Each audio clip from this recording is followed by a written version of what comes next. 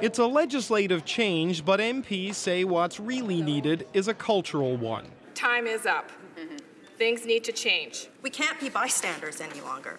The problem, people who hold some of the highest offices in the land committing the lowest forms of behavior. In our workplace here on Parliament Hill, it's no coincidence that we have so many of these stories of harassment and violence. Patrick Brown and Rick Dykstra were forced out of their jobs in Ontario provincial politics. But what they are accused of doing happened while they were Conservative members of Parliament. In Dykstra's case, he's accused of sexually assaulting a young female staffer after a night of drinking in 2014.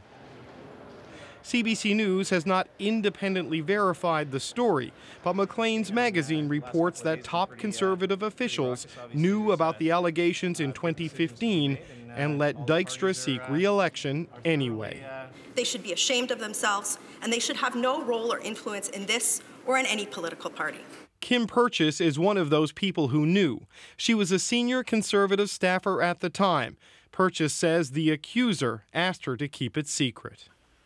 And she asked me for my word that I would not do anything further on it. But I did say that I gave her my word. It was her choice.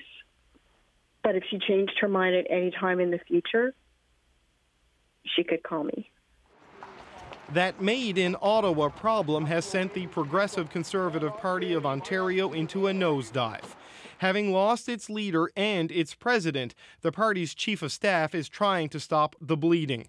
In a memo warning, if you have engaged in inappropriate behavior, you need to leave and leave now, because I will redefine the meaning of the word ruthlessness in protecting staff who work for me. In less aggressive language, that's also the point of Patty Hajdu's legislation. You know, we talk a lot about getting women into politics, and if we can't actually protect the women staffers in our own workplaces, we have a long ways to go. To change the way politics is done, where even a feminist prime minister has had to deal with sexual harassment allegations in his caucus, his cabinet, and right in his office. And to change the culture of Parliament. Women are still touched. Our hair is still stroked. Our shoulders are still rubbed. Where women are still treated far differently than the often more powerful men. David Cochran, CBC News, Ottawa. As for the turmoil that David mentioned there inside the Ontario Progressive Conservative ranks, party faithful in the province are anxious to put it all behind them, including this familiar face.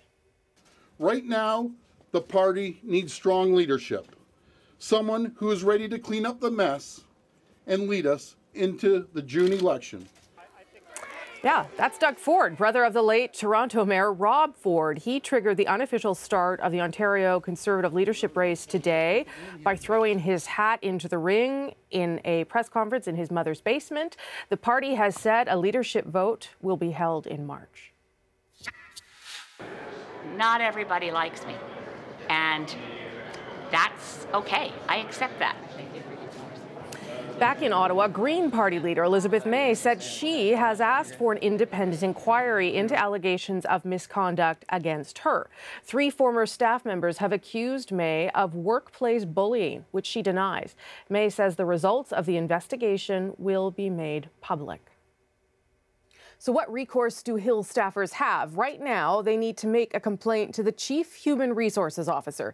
It'll then be resolved in one of 3 ways. Informally, like asking that person to just stop that behavior or getting some sensitivity training, mediation, or through a formal investigation. That's when an outside investigator is brought in. Last year, there were 6 complaints filed for harassment and abuse of authority. Of those, 2 were formally investigated and no wrongdoing was found. Worth noting, there were no complaints to HR for sexual harassment.